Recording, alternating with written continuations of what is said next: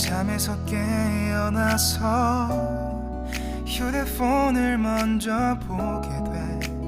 참 많이 변했다 내가.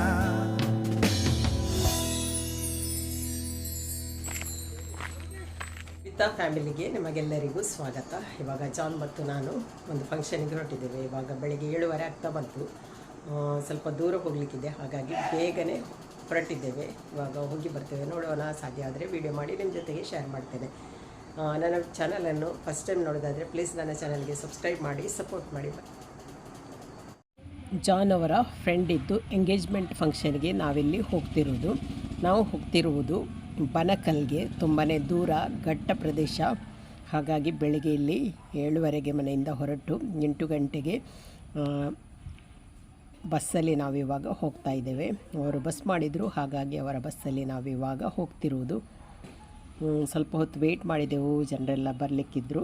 ಹಾಗಾಗಿ ಎಲ್ಲರೂ ಬಂದ ಮೇಲೆ ಇವಾಗ ಬಸ್ ಕೂಡ ಸ್ಟಾರ್ಟ್ ಆಯಿತು. ಹಾಗೆ ಮುಂದೆ ನಾನು ಈ ದಾರಿಯಲ್ಲಿ ಹೋಗುವಾಗ ದಾರಿ ಮಧ್ಯೆ ಕಾಣುವ ಸೀನರಿಯನ್ನು ನಾನು ನಿಮ್ಮ ಜೊತೆಗೆ ಶೇರ್ ಮಾಡ್ತಾ ಇದ್ದೇನೆ. ತುಂಬ ವರ್ಷಗಳ ಮೊದಲು ನಾನು ಈ ಚಾರ್ಮಾಡಿ ಘಾಟಿಯಾಗಿ ಹೋಗಿದ್ದೆ, ಆಮೇಲೆ ಈ ಸಲನೇ ಹೋಗ್ತಿರೋದು.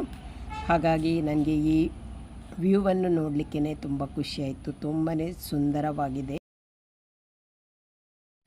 ಈ ಪ್ರಕೃತಿ ಸೌಂದರ್ಯಕ್ಕೆ ಬೆರಗಾಗದವರು ಯಾರೂ ಇರಲಿಕ್ಕಿಲ್ಲ, ಅಷ್ಟು ಚೆನ್ನಾಗಿದೆ ಈ ಘಾಟ್ ಪ್ರದೇಶದ ಪ್ರಕೃತಿ ಸೌಂದರ್ಯ.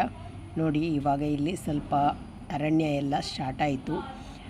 ಹಾಗೆ ಮುಂದಕ್ಕೆ ಹೋಗ್ತಾ ಹೋಗ್ತಾ ತುಂಬಾ ಚೆನ್ನಾಗಿರುವ ಪ್ರಕೃತಿ ಸೌಂದರ್ಯ ಕಾಣಸಿಗ್ತದೆ.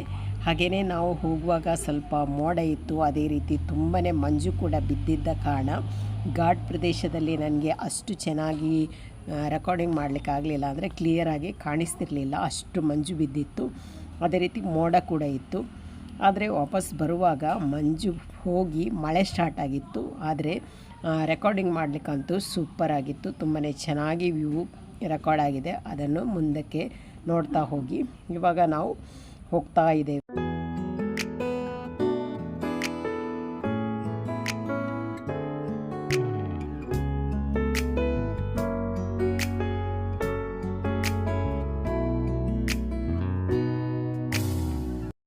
ಬೆಳಗ್ಗೆ ಎಲ್ಲರೂ ಬೇಗನೆ ಬಂದ ಕಾರಣ ಇಲ್ಲಿ ಘಾಟ್ ಪ್ರದೇಶ ಸ್ಟಾರ್ಟ್ ಆಗುವಲ್ಲಿ ಮನೆಯವರು ಬ್ರೇಕ್ಫಾಸ್ಟಿಗಾಗಿ ಗಾಡಿಯನ್ನು ನಿಲ್ಲಿಸಿದರು. ಇಲ್ಲಿ ಎಲ್ಲರೂ ಬ್ರೇಕ್ಫಾಸ್ಟ್ ಮಾಡಿ ಮತ್ತೆ ನಾವು ಮುಂದಕ್ಕೆ ಹೋಗಿ.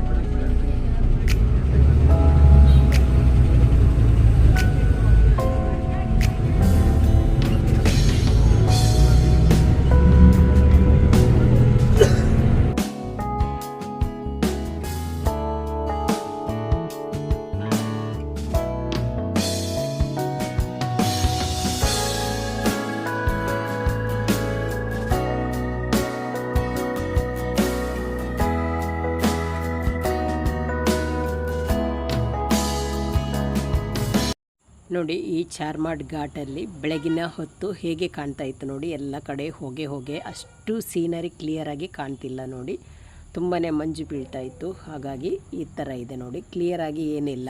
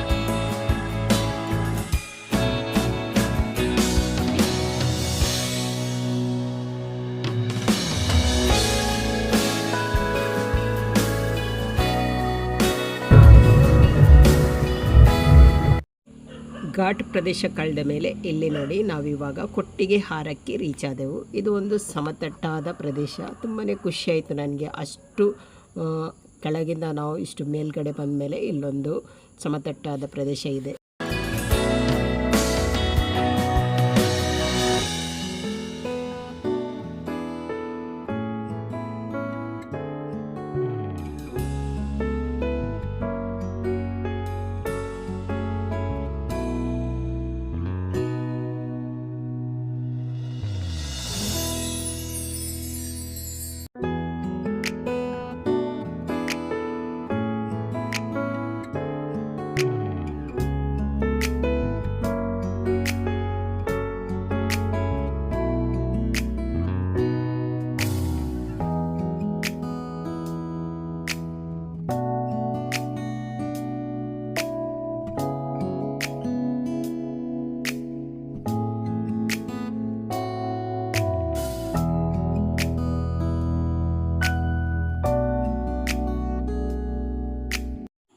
ಗಂಟೆ 11:30 ಕಳೆದಿತ್ತು. ಅಷ್ಟೊತ್ತಿಗಾಗುವಾಗ ನಾವು ಹುಡುಗಿಯ ಮನೆ ಹತ್ರ ರೀಚ್ ಆದೆವು.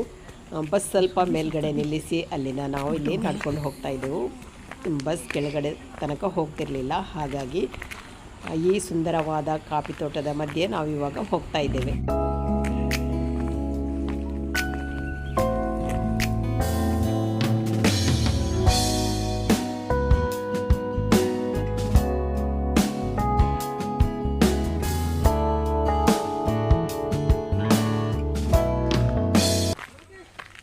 ಊಟ ಮುಗಿಸಿಕೊಂಡು ಇವಾಗ ವಾಪಸ್ ಹೋಗ್ತಾ ಇದ್ದೇವೆ.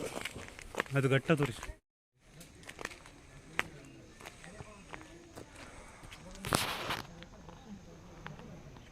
ಕೊಟ್ಟಿಗೆ ಹಾರದ ಸೀನರಿ. ಕೊಟ್ಟಿಗೆ ಹಾರದಿಂದ ಬಣ್ಕಲ್. ಎಲ್ಲ ಕಡೆ ಕಾಫಿ ಎಸ್ಟೇಟ್ ನೋಡಿ.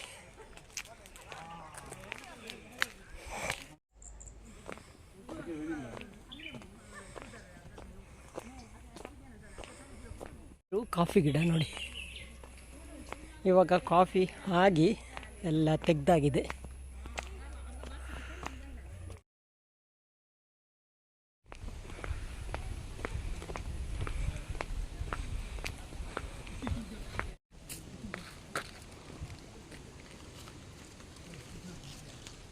ಕಾಫಿ ಹೂ ಬಸ್ ಇರುವ ಕಡೆ ರೀಚ್ ಆದೆವು. ಇಲ್ಲಿ ಬಸ್ ನಿಲ್ಲಿಸಿ ನಡ್ಕೊಂಡು ಹೋದೆವು. ಮನೆ ತನಕ ಬಸ್ ಹೋಗೋದಿಲ್ಲ, ಸ್ವಲ್ಪ ಸಪುರವಾದ ರೋಡ್ ಇರೋದು. ಹಾಗಾಗಿ ಇಲ್ಲಿ ಬಸ್ ಸ್ಟಾಪ್ ಮಾಡಿದ್ದು. ಇಲ್ಲಿಂದ ನಡ್ಕೊಂಡು ಹೋದ್ದು. ಇವಾಗ ಇಲ್ಲಿಗೆ ನಡ್ಕೊಂಡು ಬಂದೆವು. ಮಧ್ಯಾಹ್ನ 2:30 ಹೊತ್ತಿಗೆ ನಾವು ಅಲ್ಲಿಂದ ಹೊರಟೆವು. ಅಲ್ಲಿಂದ ಹೊರಡ್ತಾ ಇದ್ದಾಗೆ ಮೋಡ ತುಂಬಾ ಜೋರಾಗಿತ್ತು. ಅದೇ ರೀತಿ ಸ್ವಲ್ಪ ಮುಂದಕ್ಕೆ ಹೋದಾಗ ಮಳೆ ಕೂಡ ಸ್ಟಾರ್ಟ್ ಆಯಿತು. ಮಳೆ ಸ್ವಲ್ಪ ಹನಿ ಹನಿ ಸ್ಟಾರ್ಟ್ ಆಗಿ ಸ್ವಲ್ಪ ಜೋರಾಗಿ ಬಂತು. ನೋಡಿ ಇಲ್ಲಿ ಮಾರ್ಗ ಎಲ್ಲ ನೋಡಿ ನಿಮಗೆ ಗೊತ್ತಾಗ್ಬೋದು ಮಳೆ ಎಷ್ಟು ಬಂದಿದೆ ಅಂತೇಳಿ. ಹಾಗೆ ಮಳೆ ಬಂದ ಕಾರಣ ನಮಗೆ ಇಲ್ಲಿ ಮುಂದೆ ಕಾಣುವ ಪ್ರಕೃತಿ ಎಲ್ಲ ತುಂಬ ಕ್ಲಿಯರಾಗಿ ಕಾಣ್ತಾ ಇದೆ. ಯಾಕೆಂದರೆ ವಿಡಿಯೋ ರೆಕಾರ್ಡಿಂಗ್ ಮಾಡುವಾಗ ತುಂಬಾ ಕ್ಲಿಯರಾಗಿ ಕಾಣ್ತಾ ಇತ್ತು. ನಮ್ಮೂರಲ್ಲಿ ಬೆವರಿ ಬೆಂದು ಹೋದ ನಮಗೆ ಒಂದು ದಿನ ಆ ಘಟ್ಟ ಪ್ರದೇಶದಲ್ಲಿ ತುಂಬಾ ಕೂಲ್ ಅಂತ ಅನಿಸಿತು. ವೆದರ್ ಕೂಡ ಸೂಪರ್ ಆಗಿತ್ತು. ನೋಡಿ ಎಷ್ಟು ಜೋರು ಮಳೆ ಬಂದಿತ್ತು. ಹಾಗಾಗಿ ವಿಡಿಯೋ ಶೂಟಿಂಗ್ ಕೂಡ ತುಂಬ ಕ್ಲಿಯರಾಗಿ ಬಂದಿದೆ. ಮುಂದಕ್ಕೆ ಇವಾಗ ನೋಡಿ ನಾನು ವಾಪಸ್ ಮನೆಗೆ ಬರ್ತಿರುವಾಗ ರೆಕಾರ್ಡಿಂಗ್ ಮಾಡಿದ್ದು ಇವಾಗ ನಿಮ್ಮ ಜೊತೆಗೆ ಶೇರ್ ಮಾಡ್ತಾಯಿದ್ದೇನೆ.